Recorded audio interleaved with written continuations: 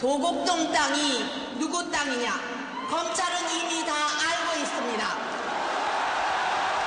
알고도 왜 덮고 있습니까? 만만한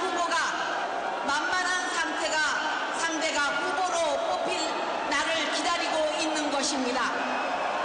떳떳하다면 하늘이 두 쪽이 나더라도 내 땅이 아니라고 말할 것이 아니라 검찰에 동의서만 갖다 주면 됩니다. 지금 피한다고 검찰이 계속 입 다물고 있겠습니까? 주가 조작으로 수많은 사람들에게 피해를 준 BBK는 누구의 회사인가? 오늘 아침 신문에 실제 주인이 우리 당의 모 후보라는 비밀 계약서까지 있다고 나왔습니다. 제2의 김대업이다. 정치 공작이다. 아무리 외쳐봤자 서류 한 장만 나오면 어쩔 수가 없습니다. 뭐 도곡당이 어떠다고요? BBK가 어떠가요? 새빨간 거짓말입니다, 여러분.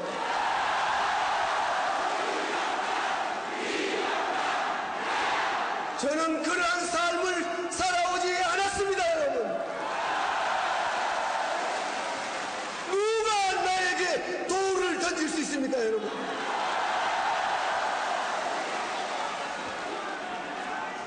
저는 이 경선에서 떨어뜨리려는 세력이 있는 줄 압니다. 왜 이명박을 두려워합니까? 본선에서 이길 수 없기 때문에 저를 경선에서 떨어뜨리려는 공작과 음모가 있는 것입니다, 여러분. 근데 뭐 이렇게 재밌었나 봐요? 주진우 기자는 저게 지금 재밌어요? 네. 뭐예요? 아니, 박근혜 대통령이 오랜만에 옳은 말씀을 하셔가지고요. 네. 오랜만이 아니고 그때만 옳았고. 네. 어우, 무섭지 않아요? 말들이 정말 어마어마해. 하늘이 두 쪽 나고 네. 지금 피한다고 검찰이 계속 입 다물고 있겠습니까? 지금 입 연다는 거 아니에요, 검찰이? 네, 그렇습니다. 그러니 이게요. 아, 무서워요. 근데 왜 재임 때는 둘 다 그냥 안 건드렸어요, 서로를? 재임 때는 서로 건드릴 수 없는 일들이 많이 있었어요. 그리고 지금 보면 박근혜 정부가 이렇게 출범하는 네. 그 선거 자체가 네. 국정원이나 다른 그 국가기관이 개입한 게 개입한 보였고, 거다. 네. 그다음에 여러 사람과 기관을 보내서 그 선거를 치렀다는 게 드러나고 있지 않습니까? 그래서 상호 조약이 또 어느 정도 있었으리라고 봅니다. 맨 밑에 뭐 이상한 일들이 또 더 나올 얘기들이 더 있어요, 지금? 많이 있었죠. 선거 때마다 네. 국가기관이 움직였었는데 네. 한 번은 그 한나라당 의원들 보좌관들이 모여서 네. 그 선관위를 디도스 공격한 그런 일도 있었어요. 아, 기억나요. 네. 네. 그래서 희한한 일인데, 그것도. 그렇죠. 그 투표권 유권자들이 선관위 홈페이지에 들어가서 내가 어디 가서 투표해야지 이런 걸 확인해야 되지 않습니까? 그런데 그걸 못하게 하려고 디도스 공격을 하는 이런 일도 있었어요. 근데 굉장히 엄청난 일이었는데 이 부분도 그냥 특검까지 갔지만 그 유야무야 넘어갔습니다. 그리고 총리실이 나서서 민간인 사찰하는 부분도 있지 않습니까? 네네. 그런 부분도 그 특별히 선거 기간 중에 상대 후보 주변 사람들은 모아서 이렇게 계속해서 그 사찰하고 감시하고 이랬던 국가기관의 불법 행위가 여러 건 있었습니다. 대선 기간 중에는 더 많았어요. 뭐 시발단을 비롯한 국정원에서 일부 그 조직을 하고 민간인들을 대서 댓글 공작을 한다든 이런 내용들이 많았기 때문에 서로 건드릴 수 없는 치부를 갖고 서로 건드리지 않은 일단 덮어놓자. 상호 불가침 조약이 암묵적으로 있었지 않을까 그렇게 그런 봅니다. 철천지 원수가 없었는데 그렇죠. 서로 살자고 덮어버리고. 사실 이명박 후보와 박근혜 후보는 서로 굉장히 싫어했어요. 그런데 이명박 대통령이 박근혜 대통령 어찌하지 못했어요. 그런데 아니, 난 토론할 때 보니까 별로 안 좋아하시더라고요. 굉장히 싫어해요. 그 마이크가 다 꺼져 있잖아요, 후보들이. 그 제가 가운데 앉고 두 분이 옆에 앉았잖아요, 제 옆에. 그 이제 박근혜 후보가 이명박 후보가 질문하면 답하잖아요. 그럼 돌아앉아서 계속 궁시렁궁시렁 해요. 아이고, 뭘 잘 알지도 못하면서 잘하면 그래서 이거 왜들 이러시나. 서로 별로 안 좋아하더라고요. 네, 안 좋았었어요. 그래서 근데 뭐 친박과 친이계 의원들은 모여서 몇 가지 얘기를 했고, 그리고 대선 직전에 청와대에서 이명박 대통령과 박근혜 후보가 뭐 기니 둘이서 한 얘기가 있었는데 그 이후에 여러 문제들이 그냥 가라앉았죠. 그리고 나서는 서로는 조금 건드리지 않는 그런 입장이었습니다. 근데 이제 김관진 전 장관 영장에도 MB 혐의가 적시되지 않았어요. 검찰이 좀 주춤하는 거 아니냐? 아니요, 그렇지 않습니다. 그래요? 네, 그렇지 않고요. 예. 김관진 전 장관이 구속되면서 네. 이명박 대통령에 대한 영장은 더 확실해졌다고 거의 8분용선을 넘었다고 그렇게 보입니다. 앞으로 수사가 조금 더 진행돼서 그 김태호 전 기획관 이분은 외교 안보, 국방 안보 이쪽에서 굉장한 실세였어요. 청와대에서 이명박 정부에서. 다 꿰고 있을 거요. 네, 전권을 쥐고 있었는데 예. 김관진, 김태호를 두들기면 바로 이명박한테 가는 지름길이 나온다고 검찰은 보고 있습니다. 아니 구체적으로 돈 움직인 거, 이 다스 소유주, 실소유주 의혹. 네.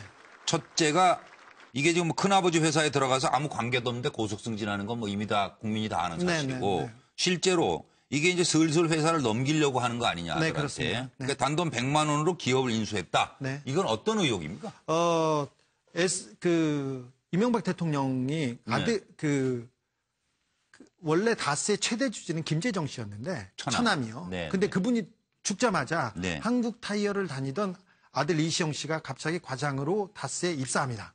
근데 그리고 나서는 초고속 승진을 하는데 아무래도 아들한테 이 다스를 물려줘야 되겠는데 조금 의혹 아니면 조금 걸림돌이 많았어요. 그렇죠. 그래서 회사를 인수하고 그 회사를 키우는 그 우회 인수 그런 방식을 취합니다. 그래서 SM이 자산 11억인데 네. 무려 36배가 되는 회사를 네. SM을 설립하게 됐고요. 그다음에 자기보다 훨씬 덩치가 큰 다온이라는 회사를 그 매출액이 600억 가량 되는데 매출액을 그 영업이익이 한 해 갑자기 떨어뜨려요. 잘 돈을 벌던 회사인데 다온이 돈을 못 벌게. 왜 못 벌게 해놓고 그런 다음에 싸게 인수하는 거죠. 그렇게 해서 다온도 뭐 자동차 부품 업체잖아요. 그러니까 네. 현대나 이런데 직접 벤더라고 주문을 하죠. 못 받으면 네. 매출이 떨어진다 그 얘기인가요? 네. 그래서 매출을 약간 떨어뜨린 다음에 100만 원에 인수하게 했는데 다스의 기업 다스의 주변 회사가 10개 정도 되는데 예. 상당 부분이 이시영 씨의 차명이나 이시영 씨하고 관계가 있는 회사로 지금 거의 다 바뀌고 있습니다. 그리고 외국에 있는 중국에 있는 다스 법인도 그렇지만 미국에 있는 법인 거기에서 돈 거래 이것도 다 이시영 씨한테 이 다스를 승계하기 위한 한 방편으로 돈이 마구 움직이고 있습니다. 그래서 이런 부분이 우리 수사기관뿐만 아니라 외국 수사기관에서도 포착돼서 수사에 나섰습니다. 또 이시영 씨는 왜 가만히 있어요?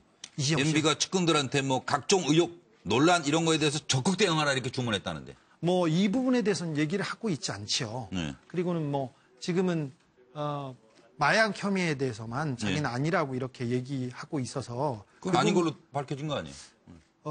아니야 모바일 조사, 그건 뭐 나중에 네, 소변 조사에서 지금 더 이상 들어갈 얘기가 아니고 네. 지금 하나는 이것도요. 지금 보면은 작은 기업이 큰 기업 살 수도 있지. 네.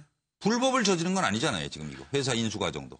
불법이라고 볼 수는 없지만 이게 네. 법이 아니고 법을 편법으로 다 이용했고 불법 사안이 다 보여요. 그리고 장부를 조작해서 예. 아들한테 물려주기 위해서 그러니까 이시영 씨한테 주기 위해서 장부를 조작했고 법을 어겨서 몇 가지 부분을 건드렸어요. 이걸로 수사 제대로 해보면요. 다스를 이시영 씨한테 물려주는 그 과정에 온갖 불법과 탈법들이 몰려 있습니다. 근데 지금요. 김관진 장관은 좀 뭘 말씀을 좀 하시는 것 같은데 이런저런 있었다고. 예. 원세훈 원장은 입이 무거운가? 전혀 그런 얘기가 안 나오네요. 수사가 원세훈 국정원장 주변에서 지금 진행되고 있고 원세훈 원장으로 주변을 압박해 들어간다. 네, 곧 갈 겁니다. 이 부분은 더 군 사이버사 댓글보다 크고 중요해서요. 원세훈이 더 주역이겠죠. 크고 중요합니다. 사실은. 그래서 이 부분으로 가면 굉장히 폭발력이 있으리라고 생각합니다. 그리고 이명박 청와대에서 네.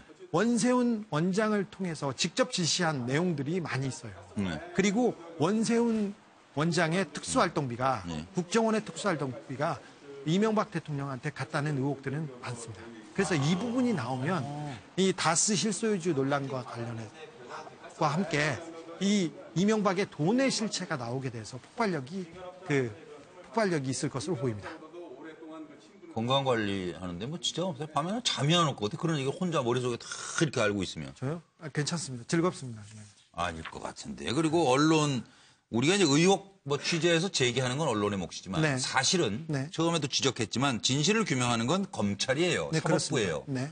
국민의 검찰이 이번에 잘 이걸 해결해야 되는 거예요. 그렇죠. 이번은 마지막 기회라고 봐야죠. 네. 검찰이 지금까지 검찰의 역할을 하지 않았기 때문에 이런 의혹이 컸고 네. 그런 그 국가기관의 불법적인 일을 방기했기 때문에 국민의 피해를 고스란히 왔습니다. 우리의 국군입니다. 나라를 지켜야 될 우리 국군이고 당연하죠. 우리의 국정원입니다. 네.